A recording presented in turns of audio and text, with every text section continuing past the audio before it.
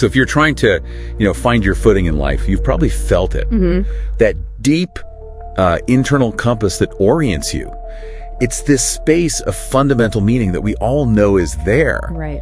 But trying to actually talk about it, to articulate it, it feels like grasping at smoke. It's just frustrating. We need a map for this inner world, but, philosophy alone isn't really going to cut it. And that's exactly the mission for today. We're trying to move past all the speculation. Yeah. We need a way to functionally articulate this space, what our sources are calling the third domain. We're looking for a structured mapping system to make it usable. And that system is what we're diving into. It's a tool designed to map the intrinsic functions of the self.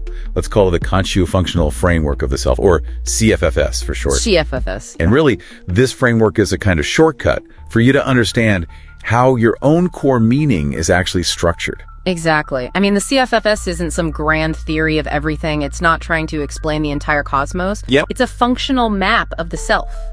And its whole goal is to differentiate the function of meaning to show that it operates as its own domain. It's not just a cognitive byproduct, and it's certainly not, mysticism.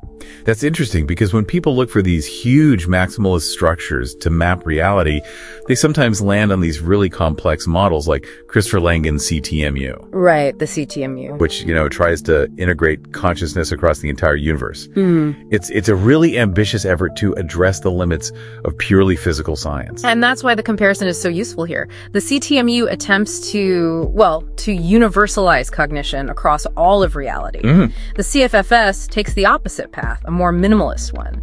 We don't universalize, we functionally differentiate the domains. We draw a bright line. Okay, so if we're drawing a line, where does the function of meaning fit? I mean, isn't meaning just an emergent property of incredibly complex thought? Why do we need a whole new domain just for that? That is the critical question. If meaning were only cognition, then in theory, an AI with enough processing power should be able to have an existential crisis. Wow, right. But CFFS says no, that experience requires a completely separate function. So we map the self using 3 distinct, non-reducible domains. Okay. The first 2 are pretty familiar. First, physicality. That's the biological machine, the body's hardware. Okay, biological processes. And then there's mentality, which is the cognition, the information processing, so the operating system and the software running on the hardware. Precisely. And then, and this is the core of it, the third domain is intrinsicality. Intrinsicality. This is that third domain. It's where meaning, orientation, and that fundamental internal coherence functionally emerge.